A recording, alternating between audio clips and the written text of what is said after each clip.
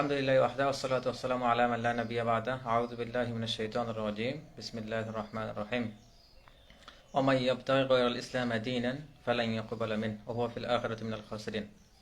আলহামদুলিল্লাহ, যাবতীয় প্রশংসা সেই মহান রব্বুল আলামিনের জন্য, যার অশেষ কৃপায় আমরা একটা গুরুত্বপূর্ণ বিষয়ে কথা কিছু বলার এবং শোনার তৌফিক পেয়েছি। সেই মহান রব্বুল আলামিনের দরবারে শুকরিয়া জ্ঞাপন করি আলহামদুলিল্লাহ। অতঃপর মানবতার মুক্তির দূত সৈয়দুল মুরসালিন খাতামুন নবীন আশরাফুল আম্বিয়া ওয়াল মুরসালিন, তার উপর অসংখ্য দরুদ ও সালাম বর্ষিত হোক। আল্লাহুম্মা সাল্লি আলাইহি আল্লাহুম্মা বারিক আলাইহি। আমি গতকালকে জানিয়ে দিয়েছিলাম যে আজকে এটা লাইভ সেশন করতে যাচ্ছি, যার বিষয় হচ্ছে বেগম রোকেয়া এবং তসলিমা নাসরিনের ইসলাম বিদ্বেষ। তো এই বিষয়ে আলোকপাত করার আগে আমরা লাইভটাকে যদি সবার কাছে বোধগম্য করতে চাই, এই জন্য আমাদের কিছু প্রাসঙ্গিক আলাপ করতে হবে। তো তার আগে প্রথমেই আমাদের পর্দা প্রথা সম্পর্কে ভালো করে জানতে হবে, এবং ইসলামে পর্দা বলতে আসলে কি, শুধু একটা আবরণ মাত্র, নাকি এটা জীবন ব্যবস্থার একটা গুরুত্বপূর্ণ অংশ, একটা মহিলাদের জন্য বাইরে বের হওয়ার কিংবা ঘরের ভিতরে থাকার একটা আবশ্যিক বিষয় এই পর্দা। এই বিষয়ে আমরা আলোকপাত করবো আগেই। এরপরে আরও কিছু আনুষঙ্গিক আলাপ করার পরেই আমরা বেগম রোকেয়া কিংবা তসলিমা নাসরিনের যে কথাগুলো, তারা যেভাবে এই ইসলামী সমাজটাকে দেখেছেন এবং যেভাবে মূল্যায়ন করেছেন, সেগুলো আমরা বিবেচনা করবো ইনশাল্লাহ। তো প্রথমেই আমরা দেখব যে পর্দার বিধানটা আল্লাহ তাআলা পবিত্র কোরআন থেকে ফরজ করেছেন, যে কিভাবে মহিলারা পর্দা করবে। এই বিষয়ে পরে ফকিহগণ কিছু কিছু উল্লেখযোগ্য বৈশিষ্ট্য নিয়ে এসেছেন যে এগুলো পর্দার অন্তর্ভুক্ত। তো আল্লাহ তাআলা তার কোরআন মাজিদের মধ্যে বলেছেন, কুল্লিল মুমিনিনা ইয়াকুদ্দু মিন আবসারিহিম ওয়া ইয়াহফাযু ফুরুজাহুম যালিকা আযকা লাহুম। তিনি বলেছেন, হে রসুল, আপনি মুমিনদেরকে বলুন তারা যেন তাদের দৃষ্টি সংযত করে এবং লজ্জাস্থানে হেফাজত করে, এর ফলে তারা অধিকতর পবিত্র থাকতে পারবে। এরপর আল্লাহ তাআলা তারপরে বলেছেন মুমিন নারীদের কথা। তারপর বলছেন যে ওয়ালা ইবদানা যিনাতাহুন্না, তাদেরকে বলুন তারা যেন নিজের দৃষ্টিকে সংযত করে এবং লজ্জাস্থানে হেফাজত করে, এবং তারা যেন সেটাই প্রকাশ করে যা স্বভাবতই বাইরে থাকে। বলছেন ইল্লা মা যাহারা মিনহা, যেটা স্বভাবতই বাইরে থেকে যায়, সেই অংশটা যদি বাইরে থেকে যায় তাহলে অসুবিধা নেই। তারপর আল্লাহ তাআলা বলছেন তারা যেন তাদের স্বামী, পিতা, শ্বশুর, পুত্র, স্বামীর পুত্র, ভ্রাতা, ভ্রাতুষ্পুত্র, ভগ্নীপুত্র এবং আপন নারীগণ, তাদের দাসী, যৌন কামনা রহিত অধীনস্থ নিকট পুরুষ এবং যৌন জ্ঞানহীন ছোট বালক ব্যতীত অন্য কারো কাছে সৌন্দর্য প্রকাশ না করে, এবং তারা যেন তাদের অভ্যন্তরীণ সৌন্দর্য বা অলংকার প্রকাশের উদ্দেশ্যে সজোরে পদক্ষেপ না করে। অর্থাৎ তারা যখন বাইরে যাবে তখন তারা যেন রাস্তায় সৌজন্যতা বোধ নিয়ে হাঁটে, তারা যেন সজোরে চলাফেরা না করে, যাতে তাদের অবয়ব বা সৌন্দর্য প্রকাশ হয়ে যায়। এমন করে আল্লাহ তাআলা চলতে বলছেন। তো এখানে আল্লাহ তাআলা পুরুষ এবং নারী উভয়কেই দৃষ্টি সংযত এবং লজ্জাস্থানে হেফাজত করার জন্য বলেছেন। এরপর আল্লাহ তাআলা বলেছেন ইল্লা মা যাহারা মিনহা, তিনি যে কথাটা বললেন যে যা স্বভাবতই বেরিয়ে থাকে সেই সব অংশ ব্যতীত। এই স্বভাবত বেরিয়ে থাকা বর্ণনাটা বিভিন্নভাবে আসছে। ফকিহগণ এখানে বিভিন্ন মত পেশ করেছেন যে সাধারণত যা চেহারা এবং আমাদের হাতের কবজির আগ পর্যন্ত, কবজি পর্যন্ত যে অংশটা, এটা স্বভাবতই বেরিয়ে থাকে। তো এই অংশটা যদি কেউ না ঢাকে তাহলে স্বভাবতই সমস্যা হওয়ার কথা না, এই অংশটাই বেরিয়ে থাকার কথা অনেকে বলেছেন। আবার অনেকে বলেছেন যে এই স্বভাবতই যা বেরিয়ে থাকে সেটা হচ্ছে পোশাক। অর্থাৎ পোশাক যদি যেটা আমরা আবরণ হিসেবে পড়ি সেটা তো বেরিয়েই থাকবে, তো এটা তো বেরিয়ে থাক, তাতে অসুবিধা নেই। এটাকে অনেকে বলেছেন যে হাতের কবজি পর্যন্ত কিংবা চেহারা যদি বেরিয়ে থাকে তাতে অসুবিধা নেই। ইমাম আবু হানিফা রহিমাহুল্লাহ, ইমাম ছাবারি রহিমাহুল্লাহ প্রমুখগণ এই মতামতটা প্রকাশ করেছেন যে হাত এবং মুখ খোলা থাকলে অসুবিধা নেই, এটা স্বাভাবিক অবস্থায় জায়েজ। ইমাম শাফি, ইমাম আহমদ বিন হাম্বল এবং অন্যান্য ইমামগণের মতে শরীরের অন্যান্য মুখের ন্যায় মুখ ঢেকে রাখা ফরজ, এবং তারা এই বিবৃতিগুলো পরে পেশ করেছেন। এবং আল্লাহ রসুলের উপর যে অবতীর্ণ হয়েছিল তার স্ত্রীদের ব্যাপারে, সেখানে আল্লাহ তাআলা বলেছেন ইয়া আইয়ুহান নবী, হে সম্মানিত নবী, কুল্লি আজওয়াজিক, আপনি আপনার স্ত্রীকে বলুন, ও বানাতিক, এবং আপনার কন্যাদেরকে, ও নিসাইল মুমিনিন, এবং সকল মুমিন নারীদেরকে, ইউবদিনা আলাইহিন্না মিন জালাবিবিহিন, তারা যেন তাদের চাদরের কিছু অংশ নিজের উপরে টেনে নেয়। এতে তাদেরকে চেনা সহজ হবে, অর্থাৎ তারা যে মুমিন নারী তাদেরকে চেনা সহজ হবে, ফলে তাদেরকে কষ্ট প্রদান করা হবে না। উপরে আয়াতের ব্যাখ্যা ইবনে আব্বাস রাদিয়াল্লাহু বলেছেন, এখানে আল্লাহ তাআলা মুমিনগণকে নির্দেশ দিয়েছেন তারা যেন প্রয়োজনে ঘরের বাইরে যেতে হলে নিজেদের চাদর দিয়ে নিজেদের মাথা ও মুখমণ্ডল ঢেকে নেয়, শুধুমাত্র একটা চোখ বাইরে থাকবে। এটা তাফসিরে তাবারিতে এসেছে 22 খণ্ড 46 পৃষ্ঠায়। এ থেকে আমরা বুঝতে পারি যে বেগানা পুরুষদের থেকে নিজেকে হেফাজত করার জন্য তাদেরকে অবশ্যই নিজের চেহারা ঢেকে রাখতে হবে। আল্লাহ তাআলা আবার অন্যখানে বলেছেন, ও ইযা সাআলতুমুহুন্না মাতাআন ফাসআলুহুন্না মিন ওয়ারাই হিজাব, তোমরা যদি তাদের অর্থাৎ সাহাবীদেরকে কিংবা আমাদেরকে বলেছেন যে নবী পত্নীদেরকে অর্থাৎ আল্লাহ রাসূলের স্ত্রীদের কাছ থেকে কিংবা আমাদের মায়েদের কাছ থেকে কিছু চাই, তাহলে যেন পর্দার আড়াল থেকে চাই। তো এই হচ্ছে পর্দার বিষয়ে, যে একটা মেয়ে বাইরে গেলে কিংবা ঘরে থাকলে সে কিভাবে পর্দা মেনটেন করবে তার একটা বর্ণনা, যে সবাই চক্ষু বা নিজেদের নজর হেফাজত করবে, লজ্জাস্থানের হেফাজত করবে। এবং এখান থেকে এই আয়াতগুলো থেকেই আমরা বিভিন্ন বর্ণনা পাই যে হাত মুখ খোলা রাখা যাবে, অথবা কেউ বলছেন হাত মুখ খোলা রাখা যাবে না। আবার বলছে আল্লাহ তাআলা বলেছেন যে মহিলারা যখন বাইরে যাবে তারা যেন সজোরে পদাঘাত না করে, যাতে তার সৌন্দর্য প্রকাশ হয়। এরপর আল্লাহ তাআলা আবার ওহী নাযিল করে বললেন যে তারা যেন নিজেদের চেহারাও ঢেকে রাখে। এরপর আল্লাহ তাআলা এটাও বললেন যে যদি আমরা তাদের কাছ থেকে, আমাদের মায়েদের কাছ থেকে, নবীর স্ত্রীগণের কাছ থেকে কিছু চাই, তবে যেন পর্দার আড়াল থেকে চাই, অর্থাৎ পর্দা করতে হচ্ছে। তো মুসলিম মহিলাদের পোশাকের বৈশিষ্ট্য, এটা আমরা আব্দুল্লাহ জাহাঙ্গীর রহিমাহুল্লাহ পোশাক পর্দা ও দেহসজ্জা বই থেকে কয়েকটা বিষয় আলোকপাত করব। এখানে তিনি বলেছেন যে মুসলিম মহিলাদের পোশাকের বৈশিষ্ট্য মোটামুটি চারটা বৈশিষ্ট্যের মধ্যে আছে। সতর আবৃত করা, অর্থাৎ সতর আবৃত করা এখানে অর্থ হচ্ছে পুরো শরীর ঢেকে ফেলা, ঢিলে ঢালা ও স্বাভাবিক কাপড় পরা, ঢিলে ঢালা এবং স্বাভাবিক কাপড় পরা। স্বাভাবিক কাপড় বলতে আল্লাহ তাআলা এখানে আবার আমরা আগে পরে আসলাম যে হিজাবের কথা বলেছেন, যেটা তাদের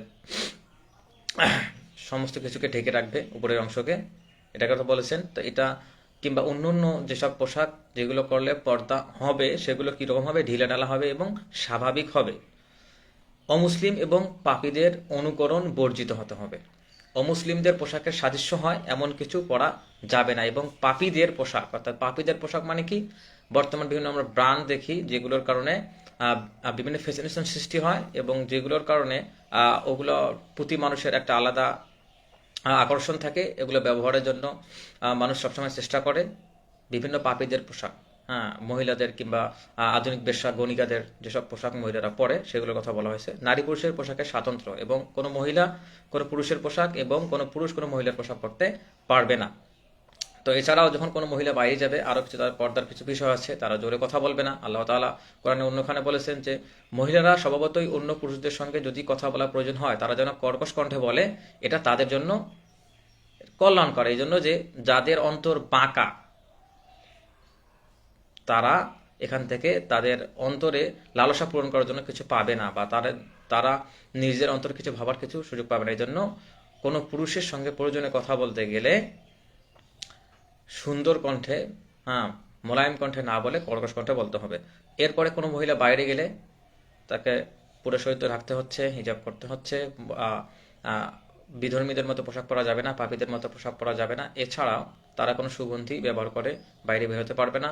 ঢিলেঢালা পোশাক পরতে হবে, এমন কিছু পরা যাবে না যা বিপরীতলিঙ্গী দৃষ্টি আকর্ষণ করে এবং আকর্ষণীয় করে তোলে। তো এই হচ্ছে মোটামুটি মেয়েদের পর্দার বিষয়ে। এখানে আমরা দেখতে পেলাম না যে আল্লাহ তাআলা বলছেন যে তারা বাইরে যেতে পারবে না, তারা অন্য কোনো কাজ করতে পারবে না। হ্যাঁ, তো এটা হচ্ছে মোটামুটি ইসলামের পর্দার বিষয়ে আলোচনা। তো এখন আমরা যাব যে তারা এটাকে যেভাবে উপস্থাপন করেছেন এই বিষয়ে বলতে গেলে আমাদের আরেকটা বিষয় খেয়াল রাখতে হবে যে একজন মুমিন বা একজন মুসলিম কিভাবে কাফের হয়ে যায়, কিভাবে শিরক করার মাধ্যমে সে মুশরিক হয়ে যায়, এই বিষয়ে আমরা আলোকপাত করব, এই জন্য যে যেন আমাদের পরবর্তী আলোচনাটা বুঝতে সোজা হয়।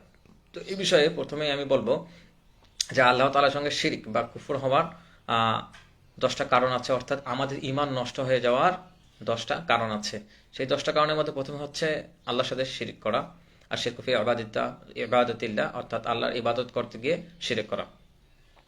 তো এই বিষয়ে আমরা জানি যে আল্লাহ তাআলার যেসব ইবাদত শুধুমাত্র অর্থাৎ সমস্ত ইবাদত আল্লাহ তাআলার জন্য নির্দিষ্ট। তো এই সব ক্ষেত্রে যদি আমরা অন্য কাউকে তার অংশী সাব্যস্ত করি, অর্থাৎ সেজদা অন্য কাউকে করলাম, কোনো পীরের মাঝারে গিয়ে করলাম কিংবা কোনো পীর বাবাকে করলাম, হ্যাঁ, এরপর হচ্ছে মানত যেটা করা উচিত, যে ধন সম্পদের মাধ্যমে নিজের নেক আমলের মাধ্যমে মানত করতে হবে আল্লাহর কাছে। কিন্তু আমি যদি কোনো মাজারকে কোনো পীর বাবাকে মানত হিসেবে মানি, সেখানে মানত দিয়ে যদি কোনো কিছু আশা আকাঙ্ক্ষা করি এবং এটা মনে করি যে তিনি এটা করতে সক্ষম, তাহলে এটাও শিরক হয়ে যাবে। এরপর হচ্ছে শিরকের আরেকটা প্রকার হচ্ছে বান্দা ও আল্লাহ তাআলার মাঝে অন্য কাউকে মাধ্যম বানানো। আমরা কোরআনে প্রতিটা রাকাতে তেলাওয়াত করি ইয়াকা না'বুদু ওয়া ইয়াকা নাস্তাঈন, হে আল্লাহ, আমরা আপনারই ইবাদত করি এবং আপনার কাছে সাহায্য চাই। আল্লাহ রসুলের জীবনী থেকে সাহাবীরা তার জবান থেকে যখন কথা শুনতেন যে আল্লাহর কাছেই শুধু সাহায্য চাইবে, জুতার ফিতে ছিঁড়ে গেলেও আল্লাহর কাছে সাহায্য চাইতে হবে, বাসায় লবণ না থাকলেও আল্লাহর কাছেই সাহায্য চাইতে হবে, তো এনারা এই বিষয়গুলোকে খুব সুন্দরভাবে পালন করে চলতেন। কিন্তু আমরা ওই মক্কার কাফেরদের মতো কিংবা আমাদের আশেপাশের হিন্দুদের মতোই তারা যেমন মনে করে যে আল্লাহ সুবহানাহু ওয়া তাআলা সে তো বিশাল বিষয়, তো এখানে আমরা সরাসরি কিভাবে যাই, আমরা তো অনেক গুনাহগার বান্দা, তো আমাদেরকে তাদের কাছে যেতে হলে কিছু পীর নিতে হবে, কিছু দেবতা নিতে হবে, কিছু আলেম মাশায়েখ নিতে হবে, হ্যাঁ, তারা যদি আমাদের জন্য দোয়া করে হয়তো আল্লাহ কবুল করবেন, এজন্য তাদের কাছে ধর্ণা দেয়। অথচ আল্লাহ বলছেন উদউনি আস্তাজিব লাকুম, আমাকে ডাকো আমি সাড়া দেব। অর্থাৎ আল্লাহ এবং আমাদের মাঝে কোনো ব্যবধান নাই, আমাদেরকে কোনো মাধ্যম নিতে হয় না বা হবে না, এটাই হচ্ছে রুবুবিয়্যাতের ধারণা। তো এই জন্যই আমাদেরকে আল্লাহ এবং তার মাঝে কোনো অংশী কোনো মাধ্যম স্থাপন করা যাবে না। এরপর হচ্ছে 3 নম্বর কারণ মুশরিকদের কাফির মনে না করা, তাদের কুফরি ব্যাপারে সন্দেহ কিংবা তাদের ধর্মকে সঠিক মনে করা। 4 নম্বর কারণটা হচ্ছে রাসূল সাল্লাল্লাহু আলাইহি ওয়াসাল্লামের আনিত ধর্ম ব্যতীত অন্য জীবন ব্যবস্থা কিংবা আইনকে উত্তম মনে করা। তো এই যে 3 এবং 4 নম্বর কারণ, কোনো কাফেরকে কাফির মনে না করা, তাদের কুফরির ব্যাপারে সন্দেহ পোষণ করা, তাদের ধর্মকে সঠিক মনে করা, এবং 4 নম্বর কারণ রাসূল সাল্লাল্লাহু আলাইহি ওয়াসাল্লামের আনিত দ্বীন ব্যতীত অন্য কোনো জীবন ব্যবস্থাকে কিংবা আইনকে উত্তম মনে করা। এই বিষয়টা প্রায় প্রাসঙ্গিক, এই বিষয় দুটা। তো এই বিষয়গুলো সচরাচর হয় না, বা একজন মুসলিম সাধারণভাবে এগুলোতে নিপতিত হয় না। হয় কেন? আমরা সাধারণত হিন্দু অধ্যুষিত এলাকায় বসবাস করি, আমাদের বাংলাদেশের মানুষেরা। তো এইখানে স্বভাবতই হিন্দুদের সঙ্গে একটা চলাফেরা, একটা বোঝাপড়া, একটা লেনদেন থাকেই। তো এইখান থেকেই বিভিন্ন পূজায় পার্বণ উপলক্ষে হিন্দুদের মন্দিরে যাওয়া, প্রসাদ খাওয়া কিংবা তাদের বিভিন্ন অনুষ্ঠানে অংশগ্রহণ করা, তাদের অনুষ্ঠান পূজা পার্বণে বিভিন্ন নাচ গান নৃত্যে অংশগ্রহণ করা, তাদের অভিবাদন জানানো, এগুলোর মাধ্যমেই একটা মুসলমানের ভিতরে এই বিশ্বাস আসে যে তারাও তো আমাদের মতোই ধর্ম পালন করে। ধীরে ধীরে তারা যে শিরিক করতেছে, আল্লাহর অবমাননা করতেছে, এই বিষয়ে আমাদের একটা পজিটিভ মনোভাব চলে আসে এবং আমরা মনে করতে থাকি যে এই ধর্মগুলো তো ঠিক হতে পারে, তারাও তো আমাদের মতোই ধর্ম পালন করছে। এর কারণ হচ্ছে আমরা প্রথমত ইসলামী শিক্ষায় শিক্ষিত নই, আমরা ইসলামের মূলনীতি জানি না। দ্বিতীয়ত তাদের সঙ্গে আমাদের সচরাচর দেখা হচ্ছে, কথা হচ্ছে, এবং আমরা তাদের বিভিন্ন পূজা পার্বণে অংশ গ্রহণ করতেছি বা যাচ্ছি বা কিছু মনে না করেই ওখানে চলাফেরা করতেছি, স্বাভাবিক মনে করতেছি। এভাবেই এই বিষয়গুলো আমাদের ভিতরে ঢুকে যায়। এরপর 5 নম্বর কারণটা হচ্ছে দিন ইসলামের কোনো বিষয়ে বিদ্বেষ পোষণ করা। 6 নম্বর দিন ইসলামের কোনো বিষয়ে ঠাট্টা মশকরা করা। 7 নম্বর কিছু অর্জন কিংবা বর্জনের জন্য জাদু করা, ব্ল্যাক ম্যাজিক, জাদুর উপর সন্তুষ্ট থাকা, মনে প্রাণে জাদুকে পছন্দ করা। আচ্ছা, এরপরে 5 এবং 6 নম্বর যে কারণটা, দিন ইসলামের কোনো বিষয়ে ঠাট্টা পোষণ করা, দিন ইসলামের কোনো বিষয়ে ঠাট্টা মশকরা করা বা বিদ্বেষ পোষণ করা। এই যে 6 এবং 7 নম্বর, অর্থাৎ 5 এবং 6 নম্বর যে কারণটা, এই 5 এবং 6 নম্বর কারণ প্রায় প্রাসঙ্গিক। তো এখানে কোনো বিষয়ে বিদ্বেষ পোষণ করা কিংবা কোনো বিষয়ে ঠাট্টা মশকরা করা, দিনের বিষয়ে। বিদ্বেষ পোষণ কখন হয় কিংবা ঠাট্টা মশকরা মানুষ কখন করে? আমরা যখন ইসলামী শিক্ষায় শিক্ষিত হই না, ইসলামের মূলনীতি বিষয়ে ভালো করে জানি না, তখন সাধারণতই আমরা আমাদের বর্তমান সমাজে যে ফিতনাগুলো আছে, যেমন নারীবাদ, গণতন্ত্র, সমাজতন্ত্র, জাতীয়তাবাদ, এগুলো থেকে যখন আমরা ইসলামকে বাছাই করা শুরু করি, তখনই এই বিষয়গুলো হয়ে থাকে। যেমন প্রত্যেক মানুষ মাত্রই স্বাধীন। তো এই স্বাধীনতায় বিশ্বাসী, এই যে সমান স্বাধীনতায় বিশ্বাসী মানুষগুলো যখন আবার সমান কাছে বিক্রি হয়ে যায়, অর্থাৎ তারা মনে করে যে সবার মর্যাদা সমান, নারী পুরুষ সকলেই সমান অধিকারে বিশ্বাসী। এই বিষয়গুলো যদিও সুন্দর, শুনতে ভালো লাগে, হ্যাঁ, মুখরোচক কিছু বিষয়। তো এখানে কিছু বিষয় আছে, যেমন কোনো মহিলা যদি বিশ্বাস করে যে সে তার ভাইয়ের সঙ্গে প্রায় সমান সম্পত্তি পাবে, অর্থাৎ আল্লাহ তাআলা কোরআনের মধ্যে যে বলেছেন যে ভাইয়েরা সম্পত্তির মধ্যে 2 ভাগের 1 ভাগ পাবে, আর বোনেরা সম্পত্তির মধ্য থেকে 4 ভাগের 1 ভাগ পাবে, এই বিষয়টা তার কাছে বেখাপ্পা লাগতেছে। সে আসলে ইসলামের মূলনীতি বিষয়ে জানে না। তো সে মনে করলো যে আধুনিক আইন তো পুরুষ এবং মহিলাকে সমান করেছে, তো আমি যদি এই বিষয়ে আদালতে শরণাপন্ন হই, সেটা যদি বিশ্বাস করে যে আদালত আমাকে সঠিক বিচার দিবে, এই যে আল্লাহর আইনের বিপক্ষে সে গেল, এবং ইসলামী জ্ঞান না থাকার ফলে সে এই বিষয়টা আদালতে শরণাপন্ন হলো, এবং ধীরে ধীরে এই বিশ্বাসটার প্রতি, এই আইনটার প্রতি, যে আল্লাহ তাআলা যেটা বলেছেন যে নারীরা 4 ভাগের 1 ভাগ পাবে, পুরুষেরা 2 ভাগের 1 ভাগ পাবে, এই বিষয়টা প্রতি সে ধীরে ধীরে একটা কঠোর অবস্থানের প্রতি চলে গেল। এভাবেই তার মনে একটা তুচ্ছতাচ্ছিল্য, এই কাজটাই তার তুচ্ছতাচ্ছিল্য হয়ে গেল ইসলামের প্রতি। সে যদিও জানে না, তার ওজর আছে, কিন্তু এই বিষয়গুলো ঠিক এভাবেই আমাদের কাছে চলে আসে। অর্থাৎ আমরা এই বিষয়গুলো, যে ইসলামের কোনো বিষয়ে বিদ্বেষ পোষণ করা কিংবা কোনো বিষয়ে ঠাট্টা মশকরা করা, এই বিষয়গুলো আমরা সহসাই করি না, সচরাচর করি না, কিন্তু আমাদের কাজ কারবার, আধুনিক যে ফিতনাগুলো আছে, এগুলোর মাধ্যমেই আমরা ধীরে ধীরে ওগুলোর দিকে অগ্রসর হই, এবং কিভাবে এটা করছি নিজেও খেয়াল রাখি না। এরপর হচ্ছে কিছু অর্জন কিংবা বর্জনের জন্য জাদু করা বা ব্ল্যাক ম্যাজিক করা। ব্ল্যাক ম্যাজিক আল্লাহ রসুলের উপর করা হয়েছিল আমরা জানি, কোনো কিছু অর্জনের জন্য। এখানে বলছে যে জাদুর উপর সন্তুষ্ট থাকা, মনে প্রাণে জাদুকে পছন্দ করা। তো এটা এক প্রকার কুফর, এর কারণে ইমান নষ্ট হয়ে যায়। এটা আমাদের এখানে আলোচনার তেমন গুরুত্ব রাখে না। 8 নম্বর হচ্ছে মুসলিমদের বিরুদ্ধে মুশরিকদের সাহায্য সহযোগিতা করা। মানে আমরা 3 এবং 4-এ যেটা আলোচনা করে আসলাম, যে মুশরিকদের ব্যাপারে সুধারণা পোষণ করা যে তারা কাফের না, ঠিক এইখান থেকেই বিষয়টা চলে আসে। যখন একজন মুসলিম ইসলামী জ্ঞানে জ্ঞানী হয় না, তখন বিভিন্ন কাজের স্বার্থে, তার নিজের স্বার্থে, তার দুনিয়ার স্বার্থে, দিনের স্বার্থে নয়, সে মুসলিমদের বিরুদ্ধে কাফেরদের সহায়তা করে বিভিন্নভাবে, ধন সম্পদ দিয়ে, কথা দিয়ে, বিভিন্নভাবে। এরপর কাউকে শরীয়তে মুহাম্মদ সাল্লাল্লাহু আলাইহি ওয়াসাল্লামের ঊর্ধ্বে মনে করা, অর্থাৎ আমাদের শরীয়তে, ইসলামী শরীয়তে মুহাম্মদ সাল্লাল্লাহু আলাইহি ওয়াসাল্লামের উপরে কাউকে মনে করা। অর্থাৎ এটা কেমন হতে পারে যে আল্লাহ রাসূল একটা বিষয় বলেছেন, সেটা আমার পছন্দ হয়নি, আমি অন্য কোনো পীর, মাজার কিংবা আলেম ওলামার কথা মেনে নিয়ে আল্লাহ রসুলের উপর তাকে গুরুত্ব দিচ্ছি, এক্ষেত্রেও সেটা কুফর হয়ে যাবে। এরপর হচ্ছে আল্লাহ মনোনীত দিন ইসলাম থেকে মুখ ফিরিয়ে নেওয়া, অর্থাৎ ইসলাম থেকে বের হয়ে যাওয়া, স্বতঃসিদ্ধ হবে যে আমি ইসলাম মানি না, এটা বলা। তো এখানে আমাদের কাছে পরিষ্কার যে আল্লাহর সাথে কুফর হওয়ার বা আমাদের শিরক হওয়ার, মানে আমাদের ইমান নষ্ট হওয়ার 10টা কারণ আছে। তার মধ্যে আমরা পাইলাম যে রাসূল ইসলামের দিন ব্যতীত অন্য কোনো জীবন ব্যবস্থাকে উত্তম মনে করা, মুশরিকদেরকে কাফির মনে না করা, তাদের ব্যাপারে সন্দেহ কিংবা তাদের ধর্মকে সঠিক মনে করা, দিন ইসলামের কোনো বিষয়ে বিদ্বেষ পোষণ করা, দিন ইসলামের কোনো বিষয়ে ঠাট্টা মশকরা করা, মুসলিমদের বিরুদ্ধে মুশরিকদের সাহায্য সহযোগিতা করা। এগুলো হচ্ছে আমরা যেগুলোর সঙ্গে প্রায় জড়িত, এটা হচ্ছে ইমান ভঙ্গের কারণগুলোর মধ্যে এগুলো অন্যতম। তো এরপরে আমরা যাব যে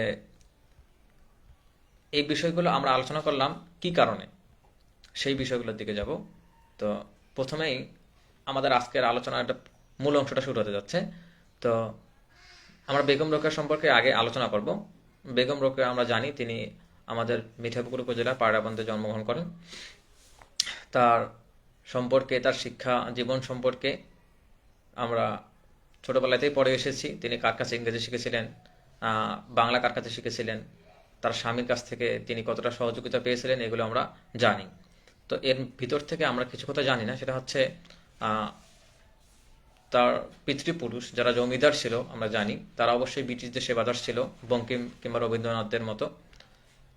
এরপর হচ্ছে যে তিনি কিন্তু মুসলিম ঘরে জন্মগ্রহণ করলেও ছোটবেলা থেকেই যে বিধর্মীদের যে জীবন ব্যবস্থা, রঙিন জীবন ব্যবস্থা, এর প্রতি তিনি আকৃষ্ট ছিলেন, এটা তার বিভিন্ন লেখা থেকে স্পষ্ট। এর পরের কথা হচ্ছে যে তিনি এগুলো পছন্দ করতেন না, যে মুসলিম মেয়েরা এভাবে চলবে, চলাফেরা করবে, এগুলো পছন্দ করতেন না। একটাই কারণ, সেটা হচ্ছে তিনি ইসলাম সম্পর্কে জানতেন না, এবং তিনি এই মুসলিমদের চলাফেরা দেখেই ইসলাম বিবেচনা করতেছিলেন। এটাই হচ্ছে তার এগুলো মানে ইসলামের বিরুদ্ধে যাওয়ার প্রধান কারণ। আমি যদি কোনো মুসলিম দেখে ইসলাম বিবেচনা করি, অর্থাৎ ইসলামটা বুঝি এমনই যেমন মুসলিমরা, তাহলে তো সমস্যা হয়ে যাবে। আমাদেরকে ইসলাম থেকেই মানুষ যাচাই করতে হবে, মুসলিম যাচাই করতে হবে, আলেম আলেমা যাচাই করতে হবে। তো এরপর হচ্ছে যে তিনি আম, বিভিন্ন গভর্নেন্সের কাছে, বা তার একজন গভর্নর ছিল, তার কাছে তিনি বহির্বিশ্বের বিষয়ে শিখেছিলেন, ইংরেজি শিখেছিলেন। এবং তার লেখায় তিনি যে বহির্বিশ্বের বিভিন্ন জায়গায় ভ্রমণে গিয়েছিলেন, এই বিষয়ে তিনি, এটা স্পষ্ট তার লেখা থেকে যে তিনি এই বিধর্মীদের জীবন ব্যবস্থা নিয়ে অনেক আকৃষ্ট ছিলেন। তো এরপর হচ্ছে তিনি, আমরা জানি তার বাবা থেকে উচ্চশিক্ষা হয়তো শিক্ষিত করাতে চাননি, তার ভাইয়ের কাছে, তার বোনের কাছে তিনি শিখেছেন, তার স্বামীর কাছে সাহায্য সহযোগিতা চেয়েছেন। অথচ এই মহিলাটাই পরবর্তীতে আবার এই যে ভাইয়ের কাছে, স্বামীর কাছ থেকে শিখলেন, তিনি আবার এই পুরুষদের বিপক্ষে চলে গেলেন। তো এসব হওয়ার পিছনে, বা তার এই লেখাগুলোর পিছনে একটা সাধারণ কারণ হচ্ছে, তিনি এসব হওয়ার পিছনে একটা সাধারণ কারণ হচ্ছে তিনি মুসলিমদের দেখে, অর্থাৎ তার তৎকালীন যে অবস্থা সেটা বিবেচনা করে তিনি ইসলামকে এরকম বিষোদ্গার করেছেন, ইসলামী সমাজ ব্যবস্থাকে বিষোদ্গার করেছেন। আমরা সেই সময়কার সমাজ ব্যবস্থাকে ইসলামী সমাজ ব্যবস্থা বলতে পারি না, এবং কেন পারি না এটা বোঝার জন্যই এর আগে আমরা পর্দা সম্পর্কে বলে এসেছি। তো তার যে আপত্তিগুলো, সেই আপত্তিগুলো আমরা তার বই থেকেই খণ্ডন করব। যেমন আমরা তার বিভিন্ন বইয়ের নাম শুনেছি, অবরোধবাসিনী, মতিচুর, সুলতানা স্বপ্ন। এই বইগুলো থেকেই তার এই বিষয়গুলো স্পষ্ট যে তিনি আসলে এই মানুষদের উপর বিষোদ্গার করতে করতে করতে ইসলামকেও বিষোদ্গার শুরু করেছিলেন। তো তার এই অবরোধবাসিনী বইয়ে প্রায় অনেকগুলো, 100-এর মতো, 50-এর বেশি অনেকগুলো গল্প আছে। সেগুলোকে তিনি, যে সেই সময়ের মানুষেরা কিভাবে পর্দা মেনটেন করে চলতো সেটার বর্ণনা দিয়েছেন। যে তিনি এখানে বলেছেন যে যিনি যত বেশি পর্দা করিয়া গৃহকোণে যত বেশি পেঁচুকের মতো লুকাইয়া থাকতে পারেন তিনি ততই বেশি শরীফ। এখানে শরীফ মানে ভদ্র, এটা বলেছেন।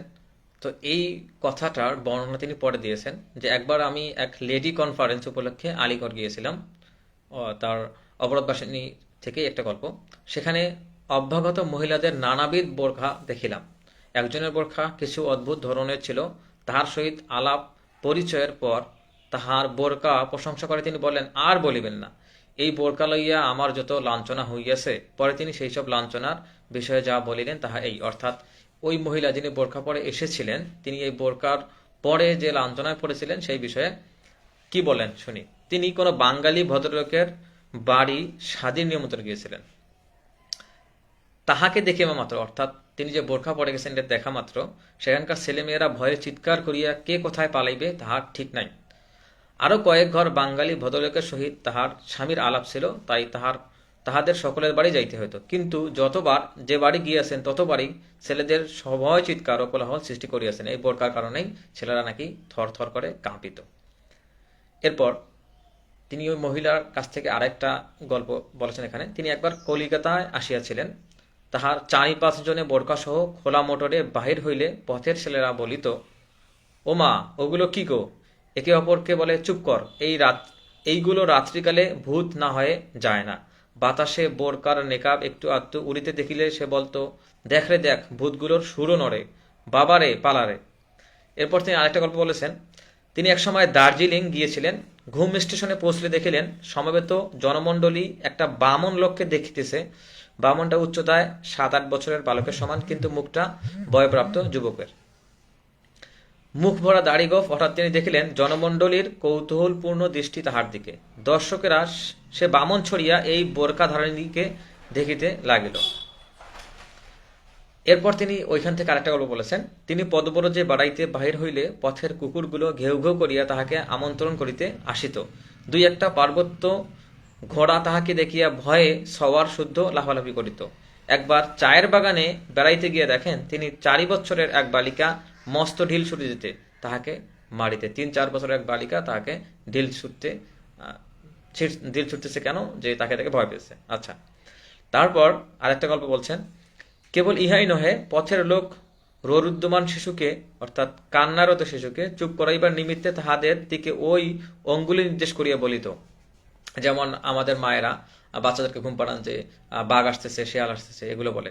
ঠিক সেরকমভাবে রাস্তায় কোনো কান্নারত শিশুকে মায়েরা কিভাবে চুপ করাতেন ভয় দেখিয়ে, সেটা এভাবে বলছেন যে চুপ কর, ওই দেখ মক্কা মদিনা যায়। অর্থাৎ কেউ যে এই আপাদমস্তক আবৃত করে, বোরখায় আপাদমস্তক আবৃত করে আহ, যাচ্ছেন, তিনি এটাকে বললেন যে মক্কা মদিনা যাচ্ছে। অর্থাৎ ওই মহিলাকে বললেন ওই ঘেরাটোপ জড়ানো জুজুবুড়ি, ওরাই মক্কা মদিনা।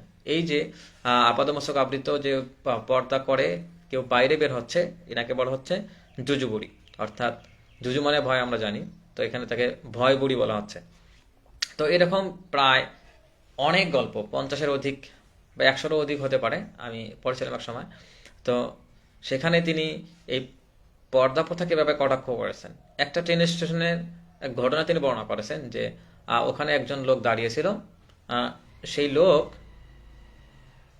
কিছু মহিলাকে, তার বাড়ি কিছু মহিলাকে বসাই রেখে তার উপরে কাপড় দিয়ে ঢেকে রেখেছিল। তো ট্রেন আসতেছিল কিংবা যাচ্ছিল, এই অবস্থায় একজন লোক এসে ওই বস্তাগুলোতে একটা লোক এসে ওই বস্তাগুলোর উপরে, মানে ওই মহিলাগুলোকে বস্তা মনে করে তাদের উপর বসার চেষ্টা করলো। তারপর নড়ে উঠলো, লোকটা তো ভয় পেয়ে গেল। এরপর যে লোকটা বাইরে দাঁড়িয়েছিল তাদেরকে দেখার জন্য, সেই লোকটা বলল যে তুমি মহিলাদের উপর বসছো কেন। এভাবে কিছু ঘটনার বর্ণনা উনি দিয়েছেন। তো এখন কথা হচ্ছে যে মানুষে বোরকা ভয় পেলে কি আমরা বোরকা পরা বাদ দিয়ে দেব? প্রথম কথা এটা। দ্বিতীয় কথা হচ্ছে বিভিন্ন দেশের বিভিন্ন কালচার আছে যেগুলো আমাদের কাছে কিম্ভূত কিমকার মনে হতে পারে। এজন্যই কি তারা সেই কালচার মানে বলে তাদেরকে আমরা বিস্ময়কর করতে পারি? দ্বিতীয় কথা হচ্ছে যে তিনি ওই বইটাতে, অর্থাৎ অবরোধবাসিনী বইটাতে, যে যারা নিজেদেরকে অবরোধ প্রথার মধ্যে নিয়ে গেছে, হ্যাঁ, পুরুষরা যেটাই বলে সেটাই মানতেছে, তো এটার প্রতি তিনি বিশেষকর করে বলেছেন যে যে এই যে একটা চাদরের নিচে কিংবা কালো কাপড়ের নিচে অনেকগুলো মহিলা একসঙ্গে হয়ে বসে আছে, সেগুলোর উপর বসতে একজন চেষ্টা করেছিল কিছু না বুঝেই। তারপরে ইনি বললেন যে এই যে নিকাব পড়ছে, হ্যাঁ, তারা কথা বললে বা বাতাসে যখন নড়ে ওঠে সেগুলোকে তিনি হাতির সুরের মতো বললেন এবং মক্কা মদিনা বলে তাদেরকে উপহাস করলেন। তো এখানে বিষয়টা হচ্ছে যে ইসলাম কি আমাদেরকে আসলে বাইরে কোনো মহিলা বের হলে এভাবে তাদেরকে চাদর দিয়ে ঢেকে রাখার কথা বলে, যে 2-3 জন একসাথে তাদেরকে চাদর দিয়ে ঢেকে রাখতে হবে? প্রথম কথা এটা, যে এটা ইসলাম বলেনি। দ্বিতীয় কথা, যে মহিলারা বাইরে বের হতে পারবে না, তিনি তাদেরকে অন্ধপুরের বাসিন্দা বলেছেন অন্য লেখায়। হ্যাঁ, তো ইসলাম তো মহিলাদেরকে ঘরের বাইরে বের হতে নিষেধ করেনি, তারা প্রয়োজনে বের হতে পারে।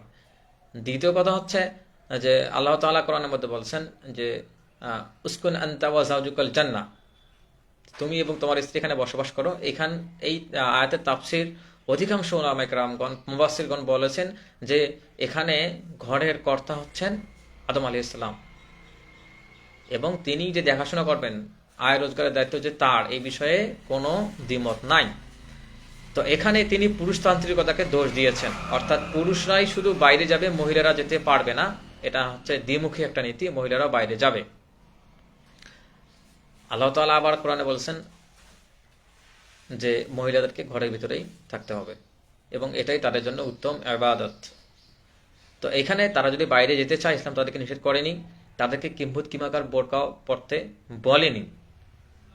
হ্যাঁ, তারা এমন কিছু পড়ুক যেটাতে তাদের অবয়ব বোঝা না যায়, পাপীদের কিংবা কাফেরদের সাদৃশ্যপূর্ণ না হয়, সেটা যেন ঢিলা ঢালা হয়, তারা যেন সুগন্ধি ব্যবহার না করে, হ্যাঁ, বিপরীত লিঙ্গের দৃষ্টি আকর্ষণ করুক বা সবার দৃষ্টি আকর্ষণ করুক এমন চাকচিক্যময় পোশাক না পরে। তো এই বিষয়গুলো মেনটেন করে তারা বাইরে যেতে পারে।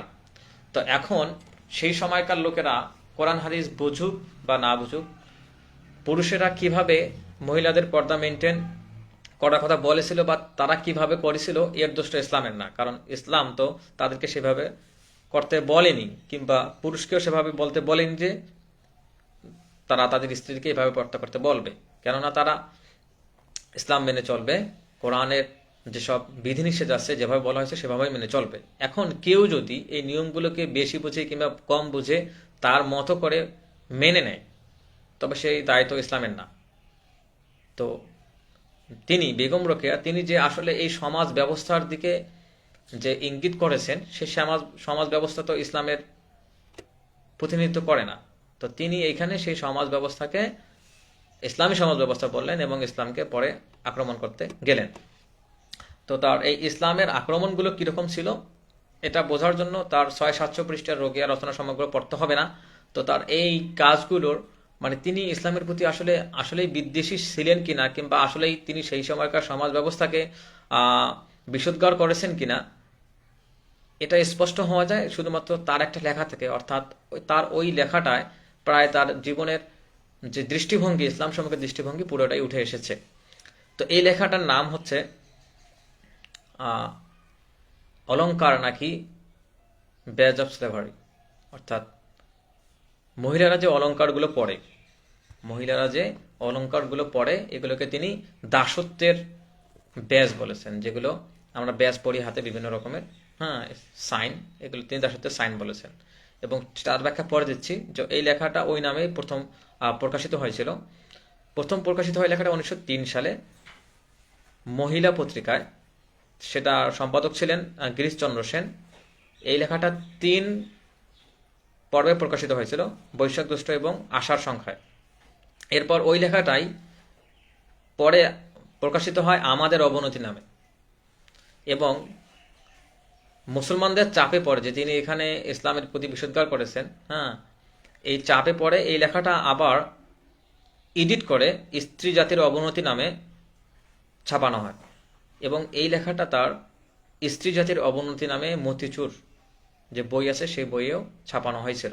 তো বর্তমান আমরা প্রিন্ট মিডিয়ায় কিংবা অনলাইনে যেটা পাই সেটা এই এডিটেড ভার্সন, যেটা তিনি মিডিয়ার চাপে কিংবা মুসলমানদের চাপে এডিট করেছিলেন। যে আগে যে কথাগুলো লিখেছিলেন সেই কথাগুলো কাটছাট করে এডিট করে পরে ছাপাইছিলেন, সেই এডিট মানে লেখাটাই বেশি পাই আমরা। তো তিনি যে প্রথম লেখাটা লিখছিলেন মহিলা পত্রিকায় গিরিশচন্দ্র সেন সম্পাদিত বৈশাখ জ্যৈষ্ঠ এবং আষাঢ় সংখ্যায়, সেই লেখাটাতে তিনি আসলে কি লিখেছিলেন সেইখান থেকে আমরা কিছু অংশ পড়ব এবং দেখব যে তিনি আসলে ইসলামের প্রতি কিরকম তার ইসলামের প্রতি কিরকম দৃষ্টিভঙ্গি ছিল।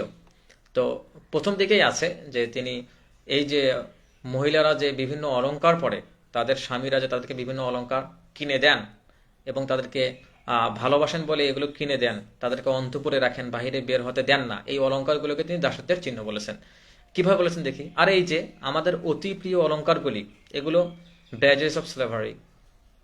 ওই দেখো কারাগারে বন্দিগণ লৌনি নির্মিত বেড়ি পরিয়াছে, আমরা স্বর্ণরৌপ্যের বেড়ি পরিয়া বলি মল পরিয়াছি। অর্থাৎ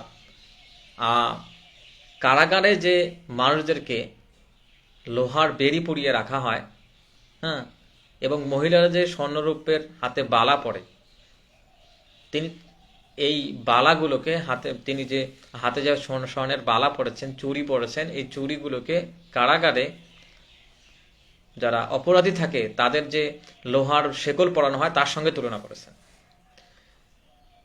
এবং বলেছেন উহাদের হাতকড়ি লৌহ নির্মিত, আমাদের হাতকড়ি স্বর্ণ বা রৌপ্য নির্মিত। চুড়ি বলা বাহুল্য, অনেকে একে হাতে লোহার বালাও পরেন।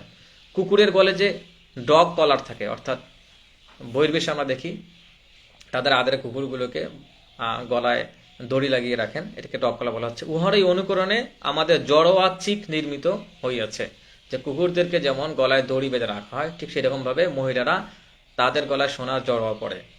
আবার অশ্বহস্তি প্রভৃতি পশু লৌহ শৃঙ্খলে আবদ্ধ থাকে, সেইরূপ আমরা স্বর্ণ শৃঙ্খল কণ্ঠ শোভিত করিয়া বলি হাড় পরিয়াছি।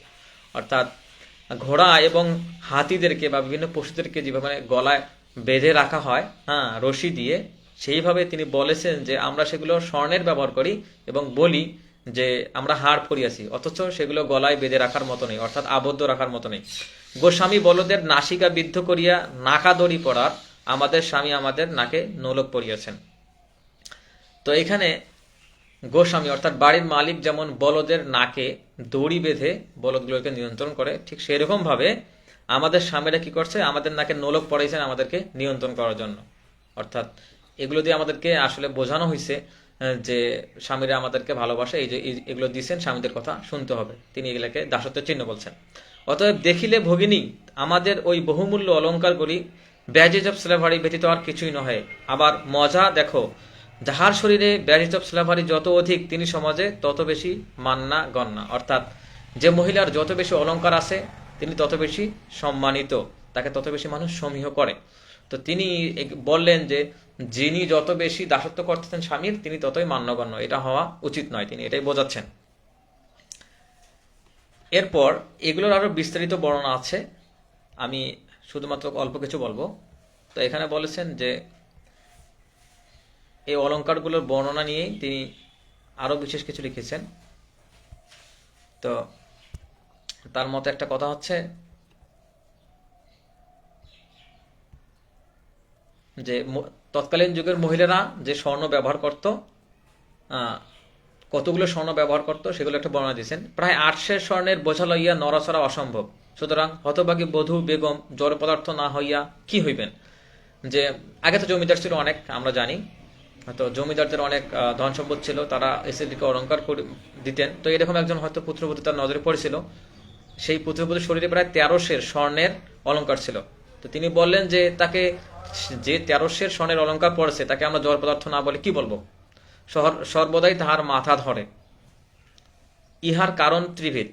সুচিক্ষণ পাটি বসাইয়া কষাইয়া কেশবিন্যাস, অর্থাৎ তার কেশবিন্যাসে তিনি সমালোচনা করেছেন। দ্বিতীয় শীতের উপর অলঙ্কারের বোঝা, অর্ধেক মাথায় আটা সংযোগ, আরশা ও চুমকি বসানো হইয়াছে, অর্থাৎ মাথায় যে অলঙ্কার দিতে গেলে চুমকি দেওয়া লাগবে সেগুলোর কথা বলছেন। ভুরুযুগল চুমকি দ্বারা আচ্ছাদিত, ভুরুতেও চুমকি দেওয়া হয়েছে স্বর্ণের। কপালে রাঙ্গের বিচিত্র বর্ণের চাঁদ ও তারা আটা সংযোগে বসানো হইয়াছে, অর্থাৎ কপালে ভুরুতে বিভিন্ন রকমের স্বর্ণের অলঙ্কার চুমকি দিয়ে বসানো হয়েছে। শরীর যেমন জড়পিণ্ড, মন ততোধিক জড়, অর্থাৎ শরীরে এই যে তার শরীর যে এত সব স্বর্ণের অলঙ্কার, এগুলো তো জড় পদার্থ, ঠিক তার মনটাও এরকম জড়ের মতোই। এরপর বলছেন এই প্রকার জড়পিণ্ড হইয়া জীবন ধারণ করা বিড়ম্বনা মাত্র। এই যে এতগুলো স্বর্ণ অলঙ্কার পরে সে হাঁটাচলা করতে পারে না, তার সবসময় মাথা ধরে, তো এই এত সব স্বর্ণ অলঙ্কার বিড়ম্বনা মাত্র। কারণ কোন রূপ শারীরিক পরিশ্রম না করায় বেগমের স্বাস্থ্য একেবারে মাটি হয়েছে। কক্ষ হইতে কক্ষান্তরে যাইতে তাহার চরণদ্বয় শ্রান্ত ক্লান্ত ও ব্যথিত হয়, অর্থাৎ সে বাইরে আসতে পারে না, এক কক্ষ থেকে আরেক কক্ষে যায়, এটাতেই তার সমস্যা। অজীর্ণ ক্ষুধামন্দা এসব রোগ তাহার চির সহচর। তো এই যে সে পরিশ্রম করে না, বাইরে যায় না, এই জন্যই তার বিভিন্ন রোগ হয়েছে। আচ্ছা, এরপর উনি বললেন ওই চিত্র দেখিলে কি মনে হয়, আমি বধূ বেগমের জন্য বড় দুঃখিত হইলাম, ভাবিলাম অভাগার ইহলোক পরলোক উভয়ই নষ্ট। যদি ঈশ্বর হিসাব নিকাশ লয়েন যে তোমার মন মস্তিষ্ক চক্ষু প্রভৃতির কি সদ্ব্যবহার করিয়াছ, তাহার উত্তরে বেগম কি বলিবেন। তো এই যে মহিলারা বাইরে বের হয় না, সুশিক্ষায় শিক্ষিত হয় না, ডাক্তার নার্স হয় না, ইঞ্জিনিয়ার হয় না, অন্তঃপুরেই থেকে যায়। তো যদি সৃষ্টিকর্তা তাকে পরকালে জিজ্ঞাসা করেন যে তোমাকে যে ব্রেইন দিয়েছিলাম তুমি কোন কাজে ব্যয় করছো, তোমাকে যে চক্ষু দিয়েছিলাম তুমি সেটা কোন কাজে ব্যয় করছো, বাইরের দৃশ্য দেখো নাই কেন, তাহলে ওই মহিলা কি জবাব দেবে। তো এগুলো আমরা এখন বুঝলাম যে আসলে এই বিষয়গুলো, অর্থাৎ সেই সময়কার মানুষেরা ইসলামটাকে যেভাবে মেনে চলতো, এই বিষয়গুলো তিনি মনে করতেন যে ইসলাম আসলে সেটাই বলে, কিন্তু বিষয়টা সেটা না। ইসলাম আরো উদার দৃষ্টি সম্পূর্ণ, ইসলাম যেমনটা বলে তেমনটা মানায় আমাদের মধ্যে কল্যাণ নিহিত আছে। কিন্তু তিনি মনে করতেন যে এই মহিলারা, এই পুরুষ শাসিত সমাজ, তিনি সেটাকে পুরুষ শাসিত সমাজ বলেছেন, পুরুষতান্ত্রিকতার বিরুদ্ধে বলেছেন। তো এই সমাজটাকে তিনি আসলে ইসলামী সমাজ মনে করেছিলেন, এবং যার কারণে এই সমাজকে বিষোদ্গার করেছেন এবং পরবর্তীতে ইসলামকে বিষোদ্গার করেছেন। এরপর তিনি বলেছেন যে মহিলারা কিভাবে অন্তঃপুরে থাকে তার বিভিন্ন বর্ণনা দিয়েছেন। তারপর নারীরা যে এই যে অন্তঃপুরে আছে, স্বামীদের কথা মেনে চলে, এই যে স্বামীদের কথা মানার পিছনে তাদের মেধা বিকাশ হচ্ছে না, তারা বাইরে যেতে পারছে না, বা পরকালে আল্লাহর প্রশ্নের জবাব দিতে পারবে না। তো এই জন্যই তিনি এই পুরুষ শাসিত সমাজকে যেভাবে দোষ দিয়েছেন, এভাবে যে স্বীকার করি যে বহু বহু শতাব্দী হইতে নারী যে দাসত্ব শৃঙ্খল পড়িতেছে তাহা একদিনে মোচন হইবে না। অর্থাৎ তিনি যে লড়াইয়ে নেমেছেন যে নারীদেরকে তিনি ঘরের বাইরে নিয়ে আসবেন, সুশিক্ষায় শিক্ষিত করবেন, এটা একদিন সম্ভব হবে না। কিন্তু বহু শ্রমে নির্মিত অট্টালিকা যেমন একদিনের ভূমিকম্পে ভূমিষ্যৎ হয়, বহুকালে নির্মিত দুর্গ একদিনে কামানের গোলাবর্ষণে চূর্ণ বিচূর্ণ হয়। আশা করি সেইরূপ বল প্রয়োগে ও শতাব্দীব্যাপী দাসত্বের সুদৃঢ় দুর্গ অন্তত 30 বছরে ধ্বংস হইবে। তিনি এটা চেয়েছিলেন। আমরা কি একদিনে বর্ষতা স্বীকার করিয়াছিলাম? অবশ্যই না। অর্থাৎ তাদেরকে যে এই যে পর্দা প্রথার নামে অন্তঃপুরে রাখা হয়েছিল, দাসত্বের শৃঙ্খলে এই যে অলঙ্কারগুলো, যে দাসত্বের চিহ্ন, এগুলো পুড়িয়ে তাদেরকে রাখা হয়েছিল, এগুলো তো একদিনে হয়নি। তো উনিও এটা বুঝতেছেন যে একদিনেই যে আমরা দাসত্বের শৃঙ্খল ছিঁড়তে পারবো এটা সম্ভব না।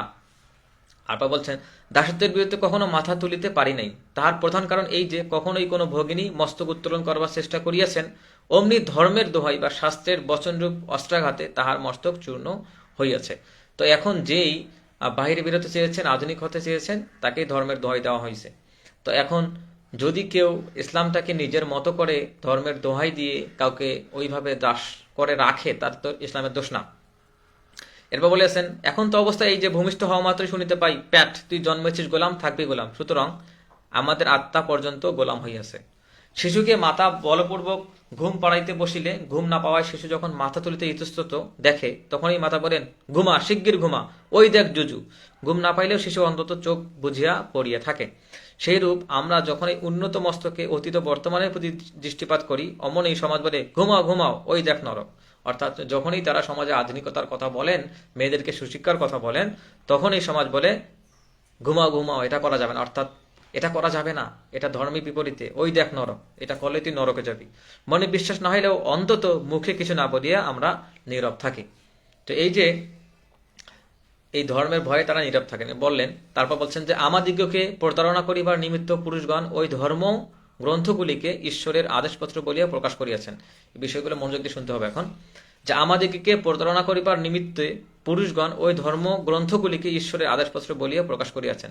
পুরুষগণ, এখানে ব্যাখ্যাটা হচ্ছে যে পুরুষগণ ঈশ্বরের যে অর্থাৎ আসমানি যে কিতাবগুলো আছে, সেগুলো এসেছে পৃথিবীতে মানুষদের জীবনযাপন এর নির্দেশনা দেওয়ার জন্য, আমাদের জীবন ধারণ করার জন্য, কমপ্লিট কোড অফ লাইফ আমরা বলি। তো এই যে ধর্মগ্রন্থগুলো আল্লাহর কাছ থেকে এসেছে, তিনি এখানে দাবি করেছেন যে এই ধর্মগ্রন্থগুলো পুরুষরাই লিখেছে এবং পুরুষরাই এগুলো প্রচার করেছে ঈশ্বরের আদেশপত্র বলিয়া। অর্থাৎ এগুলো যে আল্লাহর কিতাব, আসমানি কিতাব, তিনি সেগুলো অস্বীকার করেছেন এবং বলেছেন যে এগুলো পুরুষদের লেখা, অর্থাৎ এটা যে ওহী, তিনি এটা অস্বীকার করেছেন। কোন বিশেষ ধর্মের নিগুড় মর্ম বা আধ্যাত্মিক বিষয় আমার আলোচনা হয়, ধর্মে যে সামাজিক আইনকানুন বিধিবদ্ধ আছে, আমি কেবল তাহারই আলোচনা করিব, সুতরাং ধার্মিকগণ নিশ্চিন্ত থাকুন। এবং তিনি এখানে ধর্মের সমালোচনা করতেছেন এবং ধার্মিকগণকে বলতেছেন, নিশ্চিন্ত থাকুন, আপনাদেরকে অসম্মান করব না। পুরাকালে যে ব্যক্তি প্রতিভা বলে 10 জনের মধ্যে পরিচিত হয়েছেন, তিনি আপনাকে ঈশ্বর প্রেরিত দূত বা দেবতা বলিয়া প্রকাশ করিয়া অসভ্য বর্বর দিগকে শাসন করিতে চেষ্টা করিয়াছেন। তো এখানে তিনি এক কিছু ইতিহাস নিয়েছেন যে যারাই ধন সম্পদের মালিক হয়েছে, যারা একটু ভদ্র মার্জিত হয়েছে, তারাই যে বর্বর লোকরা ছিল, অশিক্ষিত লোকেরা ছিল, তাদেরকে সবসময় শাসন করেছেন। ক্রমে ক্রমে পৃথিবীর আদিবাসীগণ বুদ্ধি বিবেচনা বৃদ্ধি হইয়াছে, অর্থাৎ পৃথিবীতে মানুষের যত দিন যাচ্ছে তত তাদের বুদ্ধি বিবেচনা বেশি হচ্ছে, তারা বেশি বুঝতে শিখছে।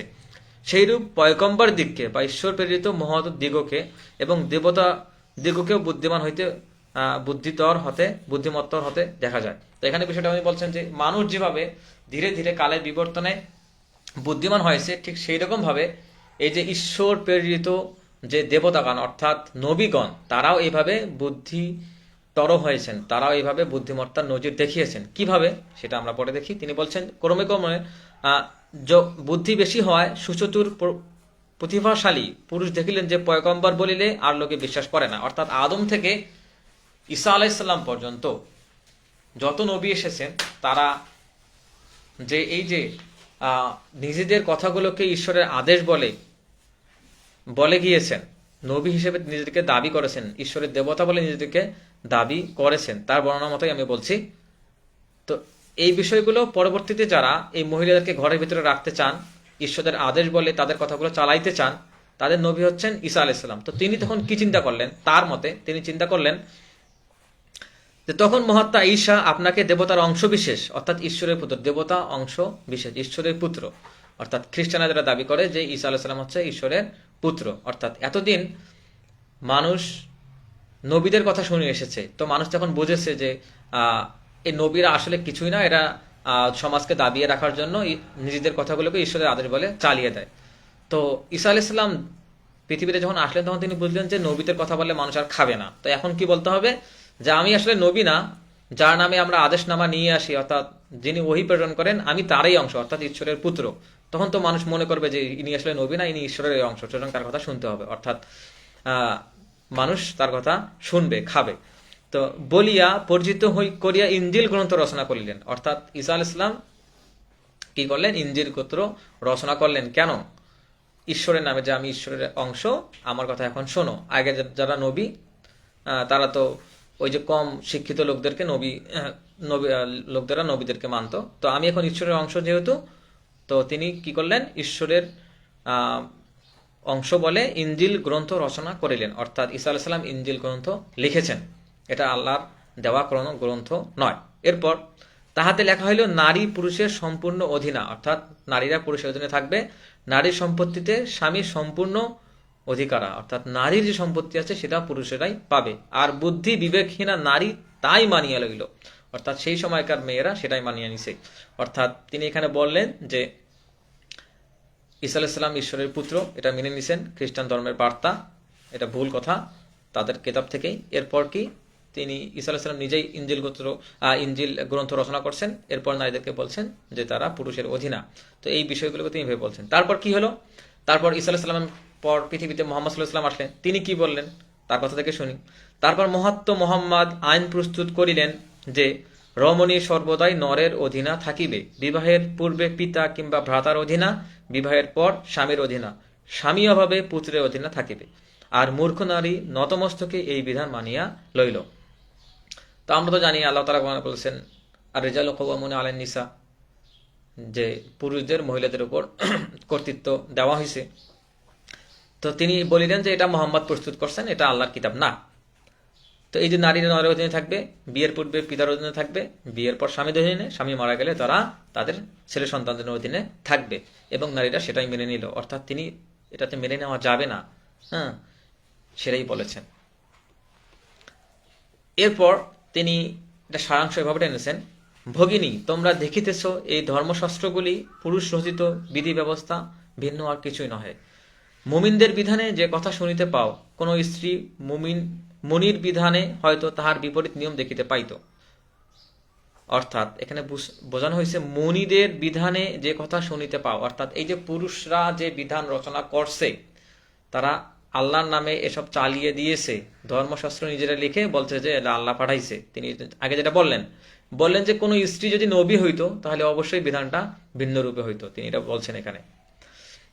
ধর্মসমূহ ঈশ্বর প্রেরিত বা ঈশ্বর আদিষ্ট নহে। এই যে ধর্মগুলো পৃথিবীতে আছে এগুলো আসলে ঈশ্বর প্রেরিত না, এবং এগুলো ঈশ্বর আদেশও করেননি।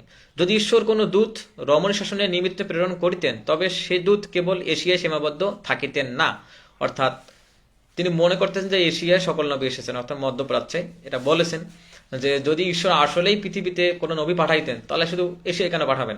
এরপর বলছেন দূতগণ ইউরোপে যায় নাই কেন, অর্থাৎ তিনি বলতেছেন যে ইউরোপ তো আধুনিক, ইউরোপের মহিলারা যেমন তেমন করে চলে, পুরুষের অধীনে থাকে না, তো ইউরোপে কেন নবীরা যায়নি। আমেরিকা এবং সুমেরু হইতে কুমেরু পর্যন্ত যাইয়া রমণী জাতিকে নরের অধীনে থাকিতে হইবে, ঈশ্বরের এই আদেশ শুনাই নাই কেন। তাহলে এই যে নবীরা ওদিকে যায় নাই কেন, আর বলে নাই কেন যে রমণী জাতিকে নরের অধীনে থাকিতে হইবে। এবার বললেন ঈশ্বর কি কেবল এশিয়ারের ঈশ্বর। তা এই মধ্যপ্রাচ্যে যে এত নবী এসেছে, তিনি বলছেন যে এশিয়ায় শুধু ঈশ্বরের কৃপা বসিত থাকবে, অন্যগুলো হবে, অন্য জায়গায় হবে না। এরপর তিনি বলছেন যে আমেরিকায় কি তাহার রাজত্ব ছিল না, যে ঈশ্বরের রাজত্ব কি আমেরিকায় ছিল না, তিনি ওখানে কেন নবী পাঠান নাই। ঈশ্বর দত্ত জল বায়ু তো সব দেশেই আছে, কেবল দূতগণ সর্বদেশময় ব্যাপ্ত হন নাই কেন। তো ঈশ্বরের দেওয়া সূর্য, জল, বায়ু, এগুলো তো সব জায়গায় আছে, তো ঈশ্বর এখানে কেন দূত পাঠান নাই, অর্থাৎ নবী পাঠান নাই। তো এগুলো বললে আসলে অনেক কিছু বলা হবে। তারপরে তিনি বলেছেন যে আরো দেখো, যেখানে ধর্মের বন্ধন অতিশয় দৃঢ় সেখানে নারীর প্রতি অত্যাচার অধিক, অর্থাৎ যেখানে ধর্ম চলে সেখানে নারীর প্রতি অত্যাচার করা হয়। প্রমাণ সতীদাহ প্রথা। যেখানে ধর্মবন্ধন শিথিল সেখানে রমণী অপেক্ষা স্বাধীন, অর্থাৎ পুরুষের সমতুল্য। যেখানে ধর্মবন্ধন শিথিল, যেখানে ধর্ম নাই সেখানে রমণী অপেক্ষা স্বাধীন, অর্থাৎ পুরুষের সমতুল্য। অর্থাৎ তিনি বলছেন যে যেখানে ধর্ম নাই সেখানে নারীরা পুরুষের প্রায় সমতুল্য। এ স্থলে ধর্ম অর্থে ধর্মের সামাজিক বিধান বুঝাইতেছে, যে ধর্মের সামাজিক বিধান, ধর্ম যে বিধানগুলো করছে। তো তিনি তারপর বলছেন যে রমণীদের ডাক দিয়েছেন যে এই যে পুরুষরা আমাদেরকে যে ভিতরে রাখছেন ঘরের ভিতরে, তো এটার বিরুদ্ধে আমাদের জাগতে হবে। বলছেন যে আমাদেরকে নখদন্ত ভাঙ্গা পোষা বাঘটির মতো জীবিত না রাখিয়া যদি নরগণ প্রাণদণ্ডের সাহায্যে, অর্থাৎ তারা যে দন্ত এবং নখ ভাঙ্গা যে বাঘ, সে তো আর লড়াই করতে পারে না, শিকার করতে পারে না, ধীরে ধীরে ধীরে মারা যায়। তিনি বলছেন যে মহিলাদেরকে যে এইভাবে নখদন্ত ভাঙ্গা পোষা বাঘের মতো রাখা হয়েছে, হ্যাঁ, বলছেন যে না রাখিয়ে এটা যদি না করা হইতো, তার চেয়ে বরং তাদেরকে যদি প্রাণদণ্ডের সাহায্যে সেই কল্পিত নরকে প্রেরণ করা হইতো, তাও সহ্য করতো তারা। অর্থাৎ তিনি বলছেন যে আমরা এইভাবে ঘরের ভিতরে থাকতে চাই না, যদি ঘরের বাইরে গিয়ে আমাদেরকে নরকেও যেতে হয় সেটা আমরা মেনে নিব। এটা বলছেন যে পুরুষের বশ্যতা স্বীকার না করিলে নারীকে দণ্ডভোগের নিমিত্তে নরকে প্রেরণ করো, তিনি এটা চাইছেন আর কি। ভরসা করি আমার সুযোগ্য বিদুষী ভগ্নীগণ এ বিষয়ে আলোচনা করিবেন, আন্দোলনের ভূমিকম্পে দাসের সুকঠিন দুর্গ ভূমিষ্যাৎ করিবেন, আন্দোলন না করিলেও একটু গভীর চিন্তা করিয়া দেখিবেন। তো এই যে আমরা দেখলাম যে বেগম রোকেয়া আসলে আল্লাহর প্রতি কিরূপ ধারণা পোষণ করতেন, নবীদের প্রতি কিরূপ ধারণা পোষণ করতেন, নবীদের উপর যে আসমানি কিতাব আছে সেগুলোর প্রতি কিরূপ ধারণা পোষণ করতেন, এগুলো হওয়ার একমাত্র কারণ হচ্ছে যে পুরুষরা নারীদেরকে দাসত্বের শৃঙ্খলা আবদ্ধ করে রেখেছে, তাদেরকে পর্দা প্রথায় অবরোধ বাসনী করে রেখেছে। তো আসলে সেগুলো আসলে ইসলাম যেভাবে বলছে তারা সেভাবে পর্দা করে নাই। তিনি এই সমাজ ব্যবস্থা দেখে ইসলামকে এভাবে বিষোদ্গার করেছেন, আল্লাহর প্রতি বিষোদ্গার করেছেন, নবীদের প্রতি, আসমানি কিতাবদের প্রতি। তো এই যে ইসলামের শাশ্বত যে বিষয়গুলো, এগুলোর প্রতি বিষোদ্গার করলে তার ইমানের অবস্থা কি হবে সেটা শুধুমাত্র আল্লাহই জানেন। আমরা শরীয়তের আলোকে পরবর্তীতে বিবেচনা করব। তো এগুলো হচ্ছে বেগম রোকেয়া সম্পর্কে কথা, তার বিষয়ে শরীয়ত সম্মত বিষয়ে আমরা পরে আলোচনা করব। তো সুলেমান আসলামের একটা ফেসবুক পোস্ট থেকে কিছু বলি। তিনি এখানে বলেছেন, আমি কোনোদিনও ধর্মে বিশ্বাস করি নাই, কোনো কিছু বিশ্বাস করার আগে আমি সে সম্পর্কে জানতে চাই। আমি শুধু প্রশ্ন করেছি, কিন্তু ধর্মের কোনো গল্পকে আমার বিশ্বাসযোগ্য মনে হয়নি, ধর্মের কোনো নিয়মকে বা শাসনকে আমার যৌক্তিক মনে হয়নি। প্রথম যখন কোরআনের অর্থ করি সে ছোটবেলায়, তখনই আমি গর্ব করে বলতে শুরু করেছি আমি নাস্তিক। যে তিনি আসলে কোরআন পড়া শুরু করেই নিজেকে নাস্তিক ভাবছেন, কারণ তিনি কোরআনের বিষয়গুলো বুঝতে পারেন নাই।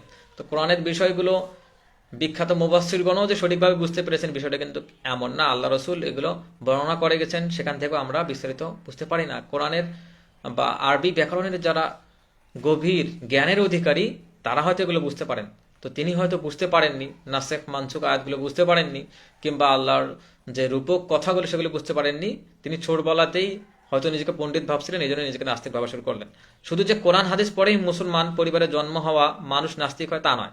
জেহাদিদের নৃশংসতা দেখেও, মোল্লাদের নারী বিদ্বেষ আর অমুসলিম বিদ্বেষ দেখেও, জঙ্গিদের গলা কেটে মানুষ হত্যা করা দেখেও, শিবিরের রক কাটা দেখেও, সারা বিশ্বে ইসলামী সন্ত্রাসীদের ঘৃণ্য সন্ত্রাস দেখেও মানুষ কিন্তু ইসলামের মোহ থেকে মুক্তি পেতে পারে, নাস্তিক হতে পারে। অর্থাৎ এই যে পৃথিবীতে মানুষ এই নৃশংসতা দেখাচ্ছে, জিহাদিরা গলা কাটতেছে, শিবিরেরা গলা কাটতেছে, হ্যাঁ, সারা বিশ্বে ইসলামী সন্ত্রাসবাদ চলতেছে, যে এইগুলো দেখেও মানুষ নাস্তিক হতে পারে। অর্থাৎ মানুষেরা যে এইসব কার্যবিধি করতেছে এগুলো সব ঈশ্বরের দোষ, এগুলো ধর্মগ্রন্থ, এগুলো নবীদের দোষ, সুতরাং ধর্মে বিশ্বাস করা যাবে না, তেমনি সিদ্ধান্ত নিলেন।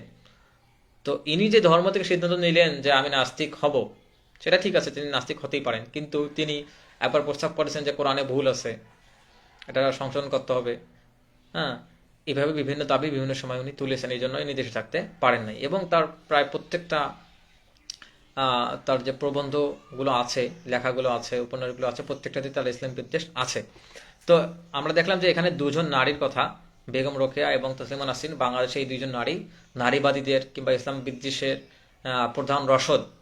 তো তারা ইসলামের প্রতি কি রকম দৃষ্টিভঙ্গি পোষণ করতেন। তো আমরা এখন দেখবো যে এই যে পর্দা প্রথার প্রতি যে বিদ্বেষ, আল্লাহর প্রতি, রসুলগণের প্রতি, ওহীর প্রতি যে বিদ্বেষ, এটা আসলে শরিয়া কি বলে। এখানে আল্লামা আনোয়ার শাহ কাশ্মীরি তিনি জাওহারুত তাওহীদ গ্রন্থে বলেছেন, যে ব্যক্তি আমাদের দ্বীন ও শরিয়ার কোনো আবশ্যিক বিষয় অস্বীকার করে সে কাফের। এরপর হাফিজ ইবনে হাজার আসকালানী রাহিমাহুল্লাহ তিনি বলেছিলেন, যে কোনো অকাট্য বিষয় অস্বীকার করা কুফর। এজন্য এ ধরনের কোনো শর্ত নেই যে সে তার অকাট্যতা সম্পর্কে অবগত থাকতে পারে, তারপর সে তা অস্বীকার করবে, তারপর তাকে অকাট্য বিষয় অস্বীকারের ভিত্তিতে কাফির বলে ব্যাখ্যা দেওয়া হবে। তো এই যে ইসলামের অকাট্য বিষয়, অর্থাৎ পর্দা করতে হবে, আল্লাহর প্রতি বিশ্বাস করতে হবে, নবীর প্রতি বিশ্বাস করতে হবে, আসমানি কিতাব বিশ্বাস করতে হবে, এগুলো যে অস্বীকার করবে সে কাফের হয়ে যাবে।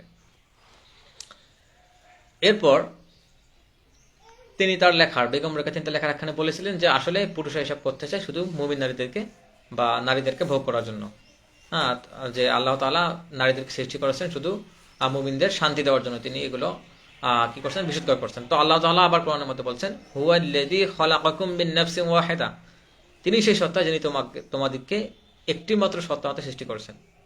ওয়া জাআলা মিনহা যাওজাহা, তারপর সেখান থেকে সৃষ্টি করেছেন তোমাদের জোড়া, লিয়াসকুনা ইলাইহা, যাতে তার কাছে স্বস্তি পেতে পারে। অর্থাৎ হাওয়া আলাইহিস সালামকে সৃষ্টি করা হয়েছে বা আমাদের জোড়াদেরকে সৃষ্টি করা হয়েছে আমরা যেন তাদের কাছে স্বস্তি পেতে পারি, এটা পৃথিবীর মানুষদেরকেই বলা হচ্ছে, এই জন্য তাদেরকে সৃষ্টি করা হয়েছে। তো ইনি সেটা অস্বীকার করলেন এবং বললেন যে আসলে নারীরা শুধু পুরুষদেরকে ভোগ করার জন্যই অন্তঃপুরে রাখে, বাইরে যাইতে দেয় না।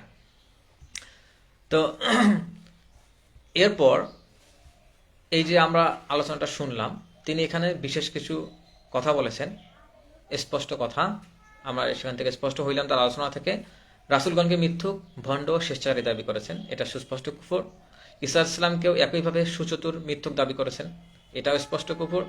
সর্বোপরি সকল নবী ও রাসূলগণকে মিথ্যা, ভণ্ডবাদী, মিথ্যুক ভণ্ডবাদী দাবি করেছেন, এটাও কুফর। কোরআন সহ সকল আসমানি কিতাবকে, আল্লাহর বিধানসমূহকে মিথ্যা, ভুয়া দাবি করেছেন, এটাও কুফর। জাহান্নাম তথা আখিরাতকে অস্বীকার করেছেন, কল্পিত বলেছেন, এটাও কুফর। পূর্বের সকল নবী, রাসূল এবং সাহাবীদেরকে অসভ্য, বর্বর, বুদ্ধিহীন, মূর্খ বলে কটূক্তি করেছেন, এটাও কুফর। এরপর বলছেন আদম ও হাওয়া আলাইহিস সালাম সম্পর্কে কোরআন স্পষ্ট ঘোষণা, সন্দেহ পোষণ, এটাও তিনি করেছেন।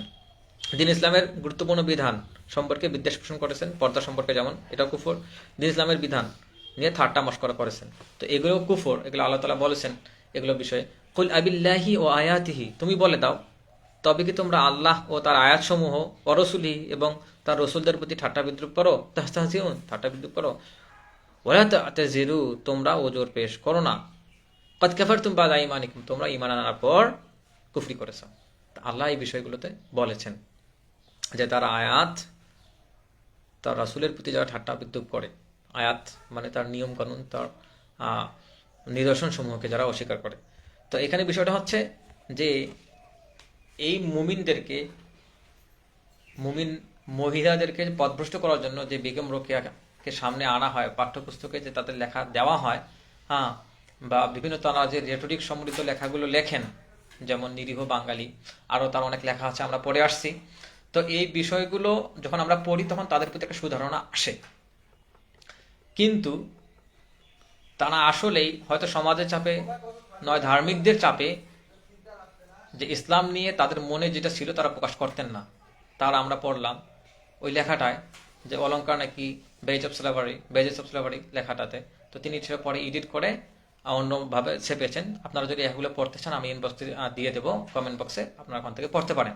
তো তাদের এই রিদ্দাহ, ধর্মত্যাগের ডাক, তারা যে ধর্মত্যাগ করেছেন এবং মহিলাদেরকে ধর্মত্যাগের ডাক দিয়েছেন, তাদের বিধর্মীদের প্রতি যে তার আকর্ষণ ছিল সেই দিকে মুসলিম মহিলাদেরকে ডাক দিয়েছেন, এবং তাকেই আবার বলা হচ্ছে, যিনি ধর্মত্যাগের ডাক দিয়েছেন তাকেই বলা হচ্ছে, যিনি স্পষ্ট কুফর করেছেন এবং কুফরি করতে অন্যদেরকে বলতেছেন, তাকেই আবার বলা হচ্ছে মুসলিম নারী জাগরণের অগ্রদূত। এগুলো খুব সুচতুর চিন্তার মাধ্যমে পুশ করা হচ্ছে মুসলিম সমাজে। তাদেরকে আমরা চিনি না বা তাদের লেখা বিস্তারিতভাবে জানি না, বা আলেম সমাজ সচরাচর রোকেয়া বিদ্বেষী কথাবার্তা বললেও তিনি যে কাফের ছিলেন, কুফরি মত কতগুলো কুফর করেছেন, কাফের হয়ে গেছেন, সেই বিষয়ে স্পষ্ট করে বলতেন না, হয়তো সরকারের চাপে কিংবা বিভিন্ন সামাজিক ব্যবস্থার চাপে এগুলো বলতেন না। এর ফলে কিন্তু নারীরা, মুসলিম সমাজের নারীরা তার প্রতি একটু সফট ধারণা রাখে বেগম রোকেয়ার প্রতি, অথচ তিনি যে এই যে ইসলামী জীবন ব্যবস্থার বিপক্ষে যে বিষোদ্গার করেছেন, এগুলো থেকে তিনি যে স্পষ্ট কাফির, এটা আমাদের সমাজে স্পষ্ট হওয়া দরকার। তিনি যে নবীদেরকে মিথ্যুক বলেছেন, ভণ্ড বলেছেন, এবং ধর্ম সমূহকে বানোয়াট বলেছেন, আসমানি কিতাবগুলোকে বানোয়াট বলেছেন, যেগুলো পুরুষরা নিজেদের বলে চালিয়ে দিয়েছে। তো এগুলোর কারণে আসলে কেউ মুসলিম থাকে না, কাফের হয়ে যায়। তো এরকম একজন কাফের মহিলাকে মুসলিম মহিলাদের সামনে উপস্থাপন করা, তার নামে সভা সেমিনার করা, মেলা করা, সেখানে যোগদান করা, তার প্রতি তো অবশ্যই একটা সুধারণা তৈরি করার জন্যই করা হচ্ছে। এগুলো থেকে আমাদের অবশ্যই বেঁচে থাকতে হবে। এবং সবচেয়ে ভয়ঙ্কর ব্যাপার হচ্ছে, কেউ কাফের হলে সেটা তার স্পষ্ট, কিন্তু কেউ একজন মুসলিম নামধারী কোনো মহিলা এই যে কোরআনে হাদিসে ওহিতে যে বিষয়গুলো, শরিয়াতে যে বিষয়গুলো স্পষ্ট, সেই বিষয়গুলো তিনি ভিন্নভাবে ব্যাখ্যা করে মানুষদেরকে ভিন্ন পথে নিয়ে যাচ্ছেন। এটাই হচ্ছে সবচেয়ে রিদ্দার সবচেয়ে ভয়ঙ্কর রূপ। তো এগুলোতে আমাদেরকে সতর্ক থাকতে হবে এবং আমাদেরকে শিক্ষিত হতে হবে। অবশ্যই তাদের ফাঁদে পড়া যাবে না। আমাদেরকে ইসলাম সম্পর্কে, ইসলামের মূলনীতি সম্পর্কে ভালো করে জানতে হবে, ঈমান নষ্টের কারণগুলো জানতে হবে। আধুনিক যেসব ফিতনা আছে, নারীবাদ, সমাজতন্ত্র, জাতীয়তাবাদ, এই বিষয়গুলো সম্পর্কে আমাদেরকে ভালোভাবে জ্ঞান অর্জন করতে হবে, যেন আমরা আধুনিক এই ফিতনাগুলোতে না পড়ি। তো আল্লাহ তাআলা আমাদেরকে এই সামান্য আলোচনা থেকে যে ইসলামে আমরা নারীবাদের বিষয়ে আজকে আলোচনা করলাম না, এটা অনেক বিস্তারিত আলাপ। আমরা শুধু দেখলাম যে আসলে এই যারা দেশে নারীবাদের কথা বলে, ইসলাম বিদ্বেষ পোষণ করে, তারা আসলে নাস্তিক না, তারা আসলে নাস্তিক কিন্তু সেকুলার না, তারা স্বভাবতই ইসলামের বিরোধিতা পোষণ করে। এবং অন্য যেমন বেগম রোকেয়া, তিনি ওখানে পার্সি নারীদের কথা বলেছিলেন যে পার্সিয়ান লেডিরা এখন আর অন্তপুরে থাকে না, তারা পুরুষদের কথা শোনে না, পুরুষদের সঙ্গে সমান তালে চলে, এগুলোর প্রতি তিনি মনোমুগ্ধ ছিলেন, ফ্যাসিনেটেড ছিলেন। বা তসলিমা নাসরিন, তিনি যে হিন্দুদের পূজায় যান কিন্তু কোরআনের প্রতি বিদ্বেষ পোষণ করেন, হ্যাঁ, ওদের ধর্মগ্রন্থ গীতা বেদ পাঠ করেন, হ্যাঁ, কিন্তু মুসলিমদের গালি দেন, আলেমদের বিষোদ্গার করেন। তো এগুলো স্পষ্ট যে তারা আসলে ইসলাম বিদ্বেষী এবং তারা যে কুফরিতে লিপ্ত, তারা যে কাফের হয়ে গেছে, এগুলো স্পষ্ট। তো এই জন্যই আমাদের এদের থেকে সতর্ক থাকতে হবে।